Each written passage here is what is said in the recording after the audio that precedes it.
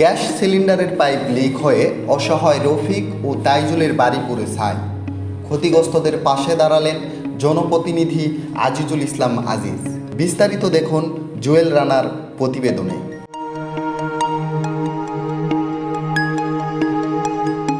গাজীপুর জেলার কালিয়াকৈর উপজেলার চন্দ্রাপল্লী বিদ্যুৎ এলাকায় গ্যাস সিলিন্ডারের পাইপ লিক হয়ে আগুনের সূত্রপাত ঘটে। উক্ত আগুনে মোহাম্মদ রফিক মিয়া ও তাইজুল ইসলামের বাসাবাড়িতে আগুন লাগে।